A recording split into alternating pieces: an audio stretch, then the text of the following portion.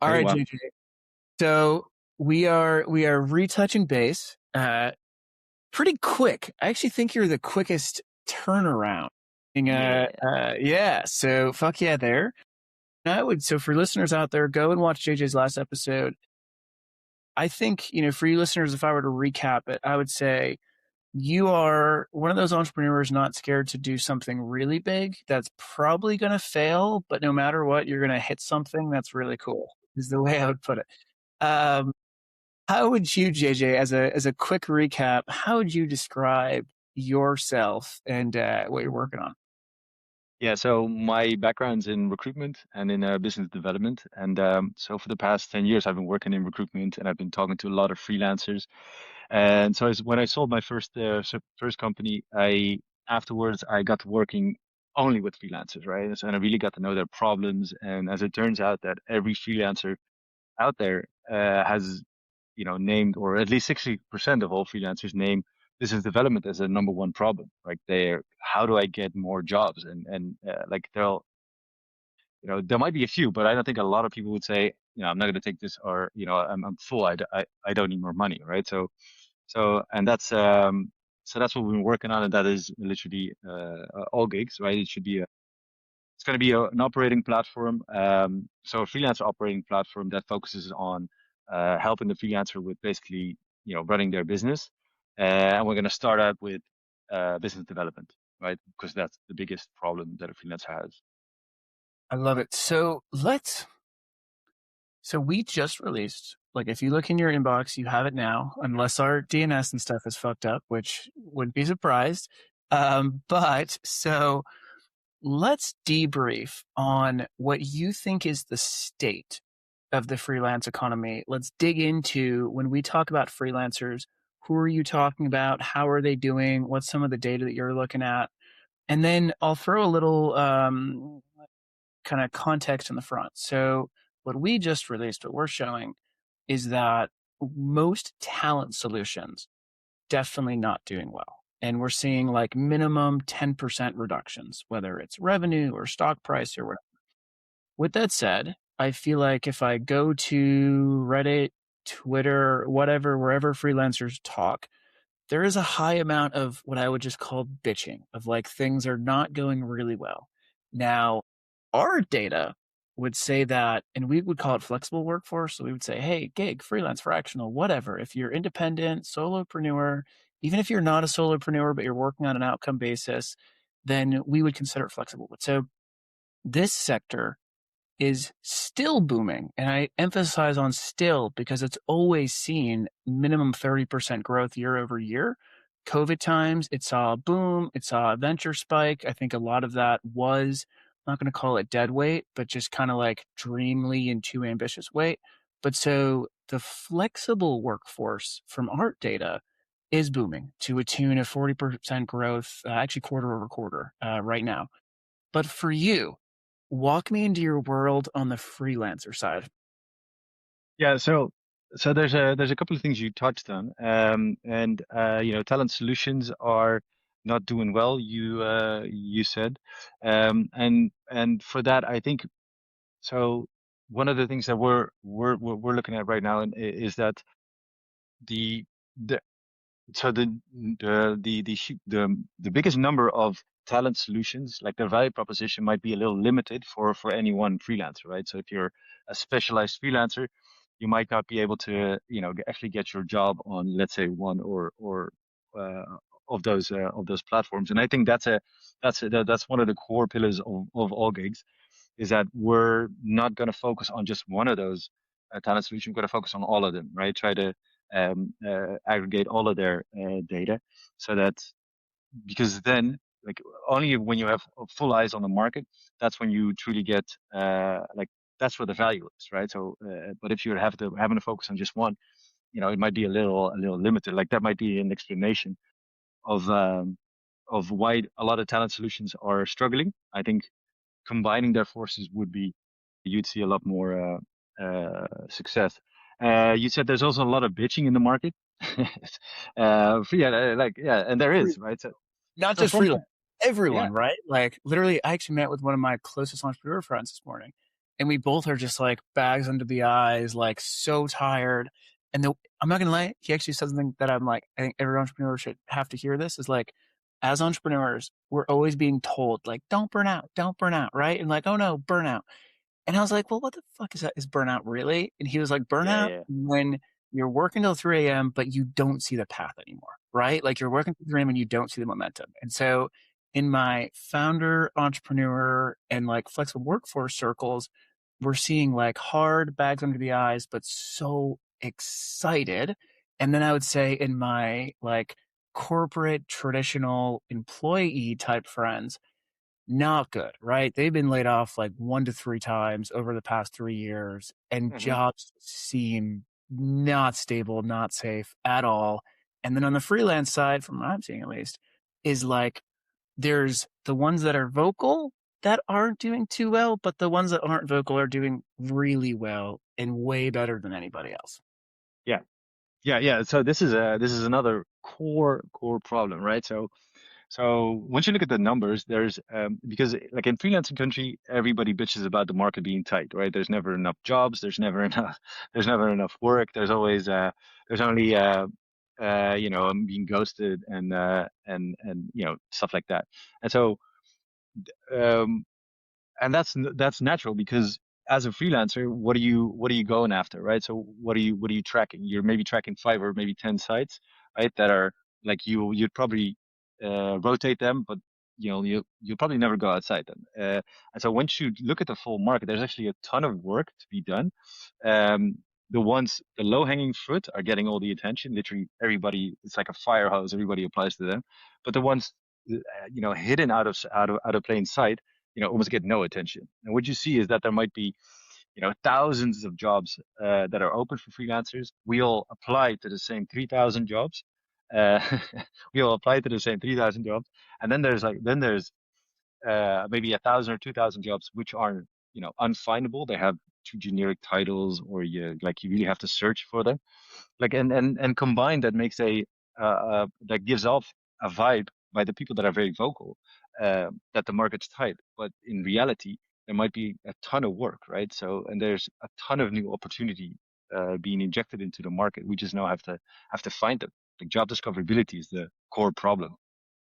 What are you seeing? Let's get into the types of jobs. And this is where Yeah, it's so fascinating that you have the background you did, right? So you're not like first time in the talent industry. You have a background in recruiting and all this, right?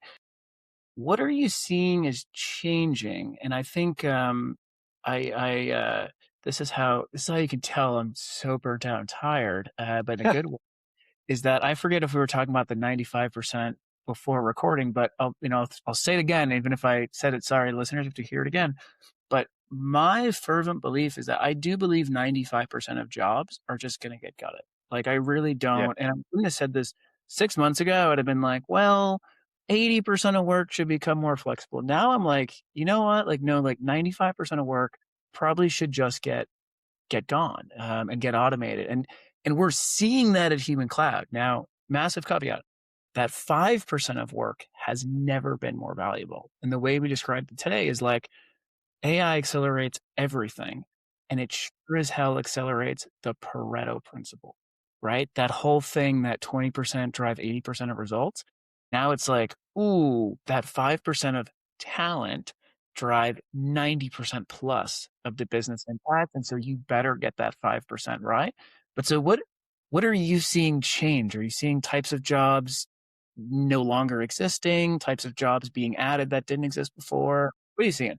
yeah. So this is, I think we touched on this in the last episode as well. Is that so it's not so what tends to happen in recruitment is that and with when you look at job and job titles over time, right? So in design, I've a lot of experience with it. Like it always used to be like a designer, right? Then became a UX designer, UI designer, but it just like it got into it split, right? And so that's what we're seeing in all the jobs as well. Like they are becoming like it's becoming so niche, and obviously AI is a big one now that's gobbling up a lot of it's gobbling up a lot of people.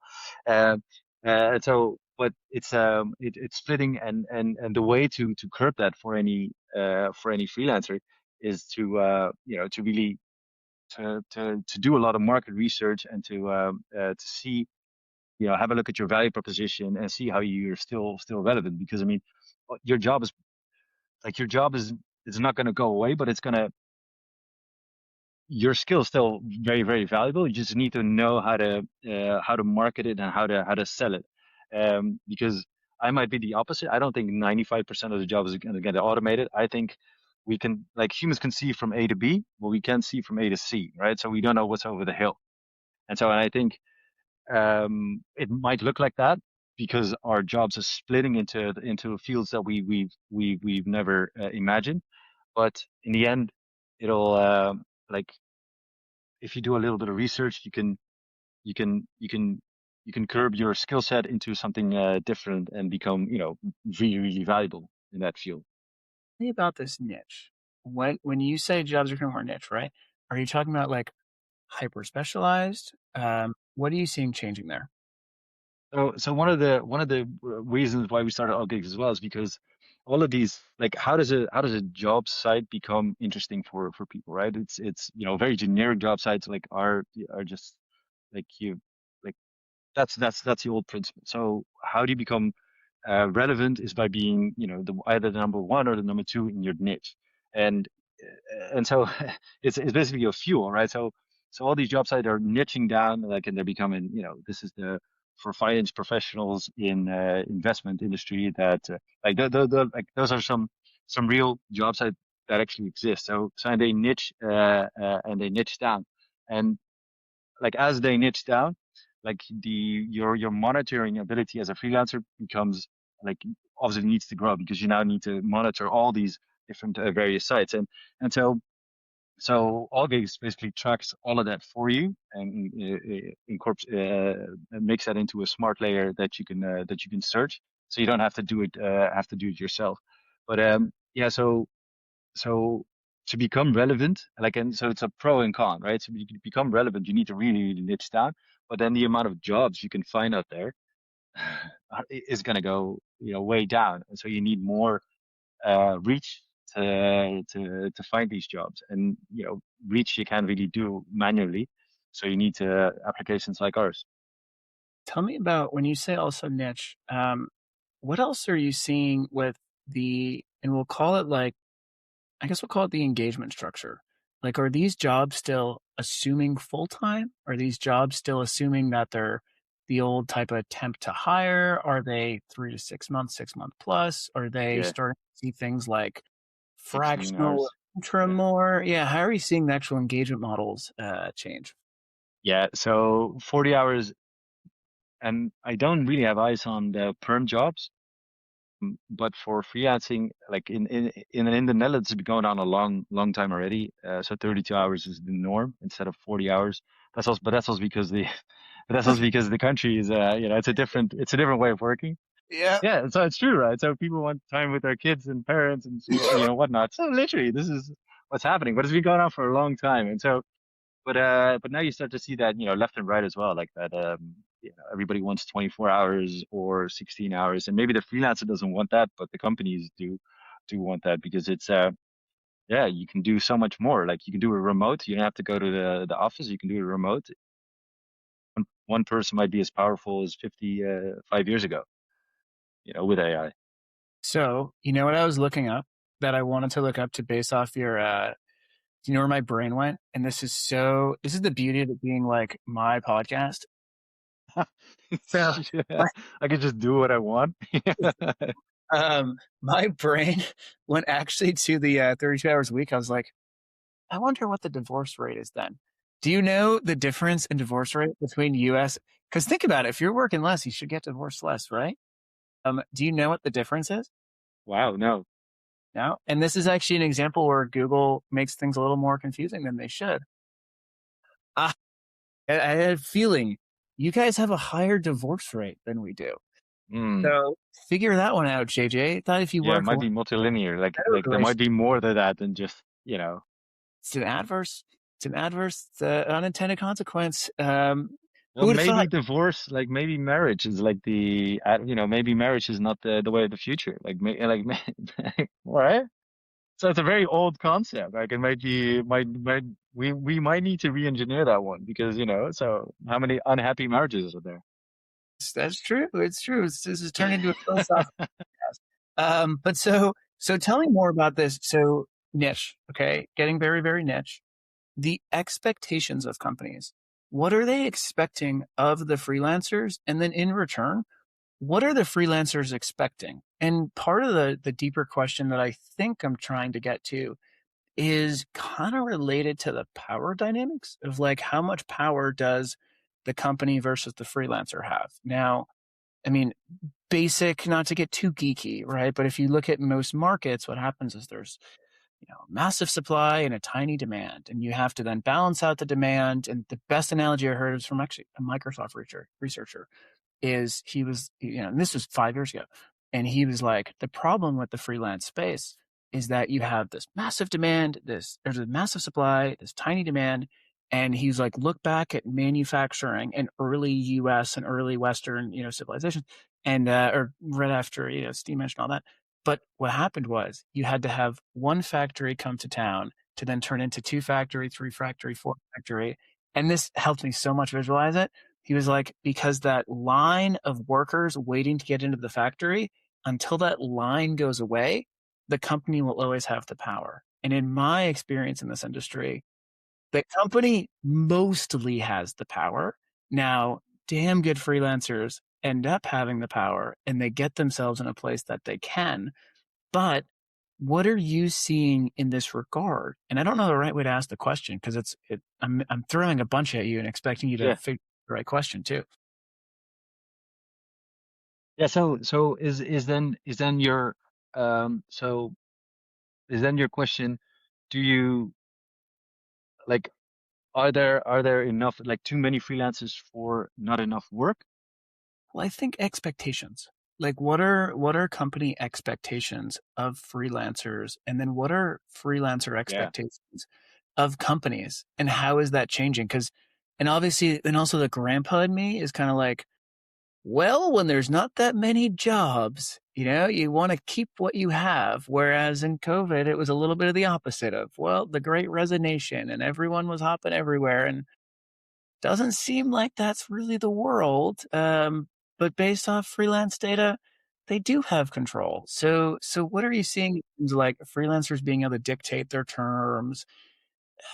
Yeah, Yeah, so you know, so like that's a that's a very interesting power struggle because and one of the another like feature we're trying to help freelancers with, right? So like because we see freelancers as the most literally the most vulnerable of all companies, but even if you look at all types of job, freelancer might be the one of the lowest as well because they don't have any thing to fall back on. It's basically just a freelancer, right? So and it is um if you look at one of the key KPIs we look at is rate for a freelancer, right? And if you that'll determine how much power you have or how much power you don't have, right? Compared to your rate, do I go over or do I go under?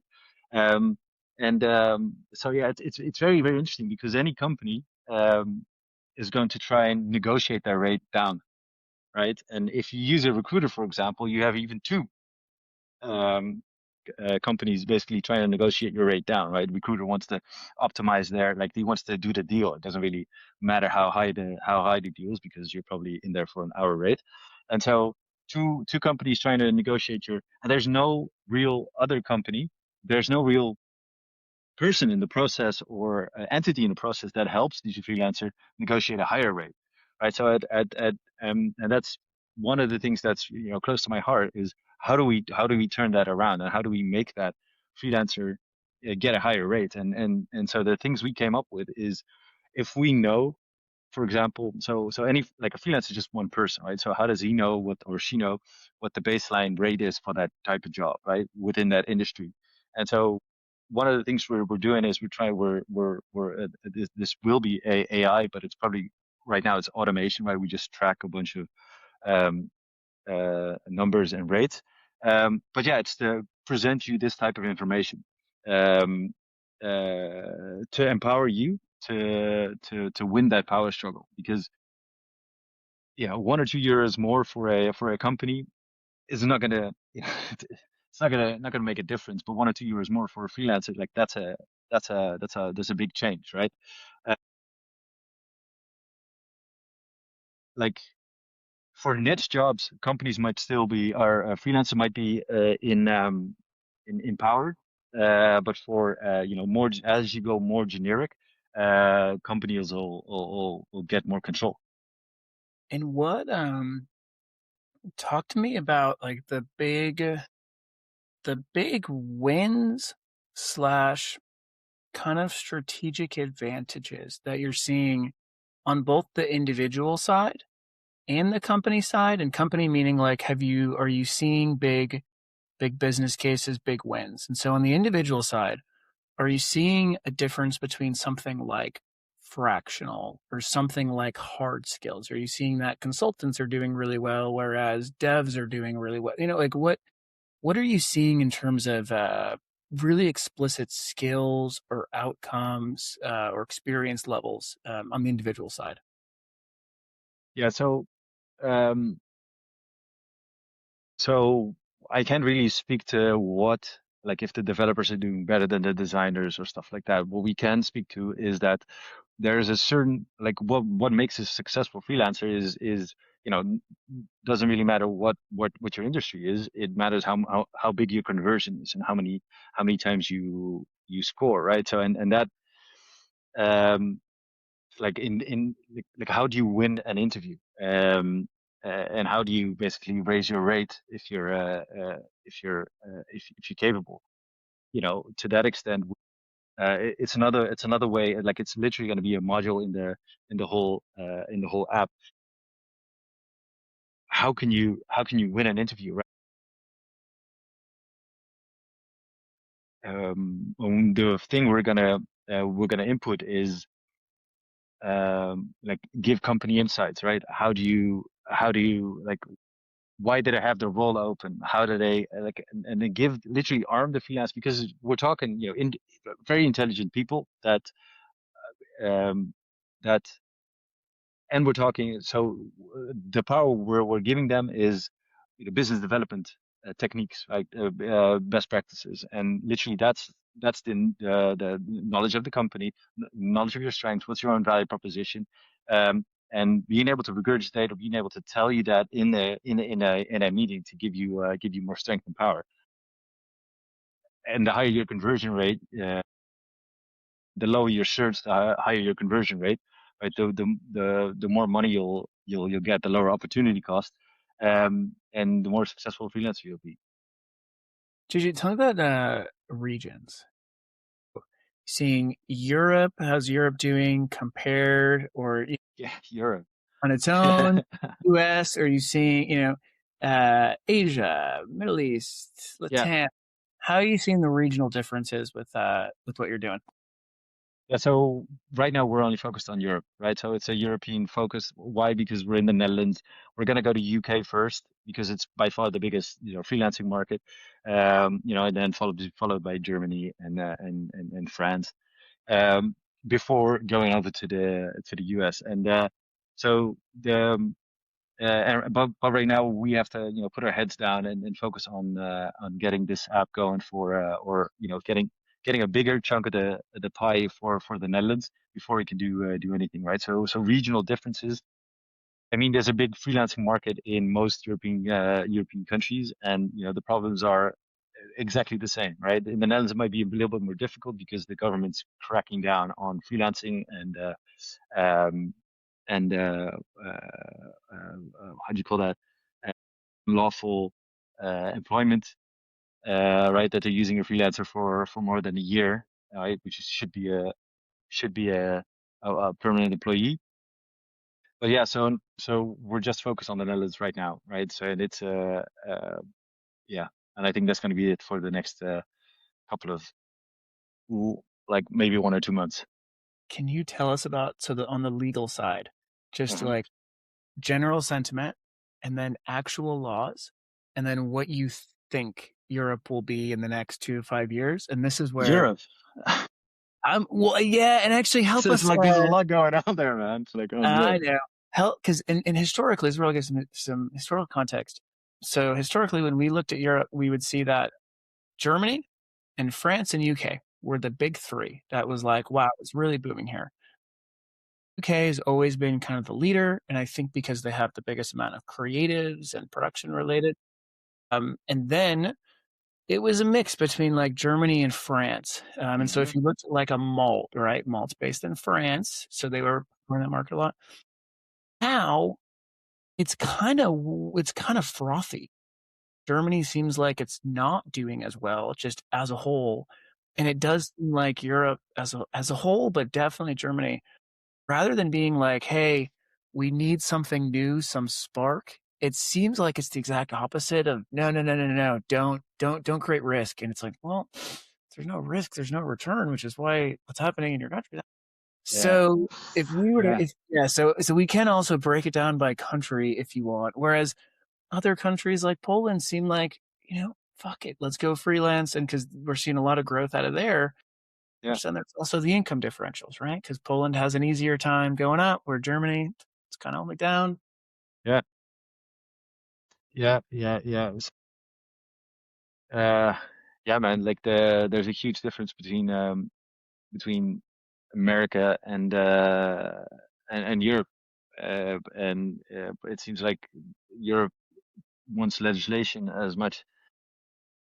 And so when, for example, in the Netherlands, like it's like it's a headache, right? Obviously, the legislation is developed to protect the freelancer, right? Because not every freelancer earns 100 euros an hour. Most freelancers earn like are not even freelancers; they're independent workers, and they might earn 10 to 15, right? So and then getting a permanent contract would move them up a bunch because now they get pension and stuff like all the things that, and that's the big reason why in the Netherlands they're cracking down on freelance because but it hurts a lot of people that are, doing really well. Like makes it difficult for a lot of people. And this is the typical Dutch because, they have like an average, they want to help, like it's a socialist system and they want to move everybody up. But that means that you're cutting down the ones that are, already arrived.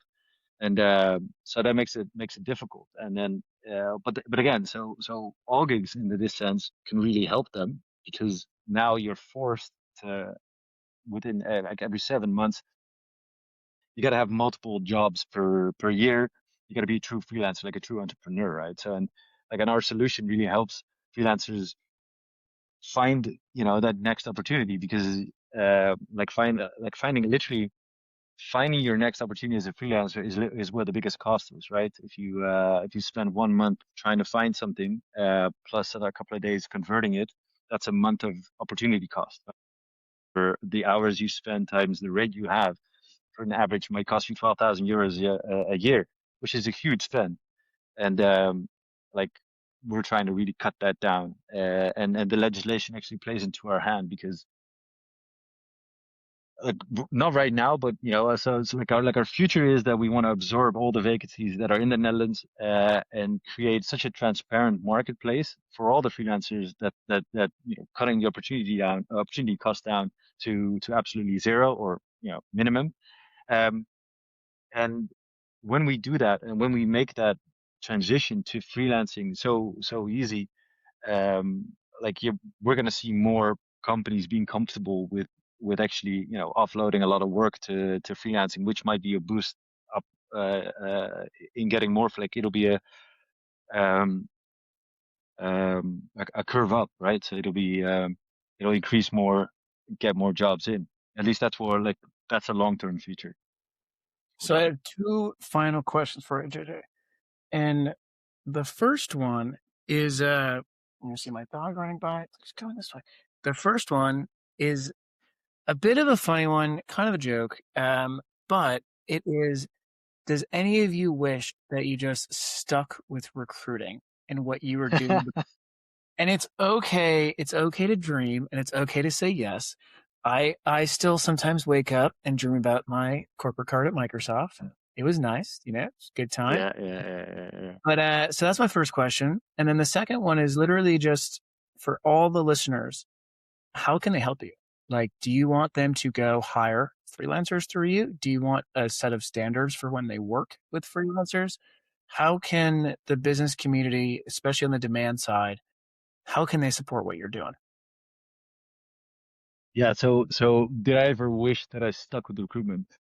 Well, no, not not really, because recruitment is very limited, and and recruitment, like all the love that I have for the industry, there's also a lot of dark side and negativity there, and so and they're obviously a necessary evil. We talked about this in the last podcast as well. Like if they, excavate vacancies and they open up the market, that's beautiful. Like, and that's exactly what they should do. But a lot of recruitment is literally job discoverability, right? Let me just take this piece. Like, there's no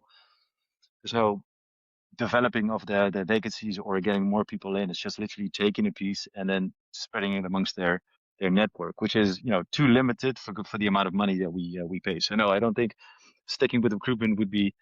I think I would get bored and make some other changes and maybe come to the same conclusions that I have been now. And so how anybody can basically help us is, well, very rapidly, like we're gonna go open for business, right? And which means that we choose the freelancer 100% of the time. So really, like we're gonna help the freelancer get like be more successful and build a platform that's gonna help them be more successful, right? For us, that's first off aggregating the full market, uh, getting giving everybody, like all the freelancers, like eyes on all the jobs that are out there, and then giving them visibility into to their own work, and because we control the entire value chain from start to end, we can show you a lot of insights as well. And most of that's going to be free, right? Like a lot of that's going to be free until we develop our co-pilot, and then it's going to cost a little bit of money, but it should be a no-brain price um, for anybody to do it. And that's really like the level up that we want, right? So how can people help us is by making um, a or subscribing to our application. We're trying to raise money, right? And if we want to raise money, like we need to show some traction, and that's exactly what people can help us with. So sign up, make a profile, spend some time, see if you can find some jobs, and like it'd be cool. Let us know if you do find a job using our platform.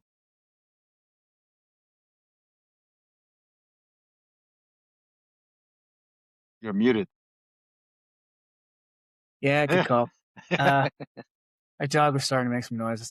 Um, JJ, thank you, my friend. Listeners, go give him some money. Go create a profile. Go fill that round. Strategic Angels, get up there. JJ, thank you, my friend. I'll see Thank you you so off much. the recording. Bye bye, buddy.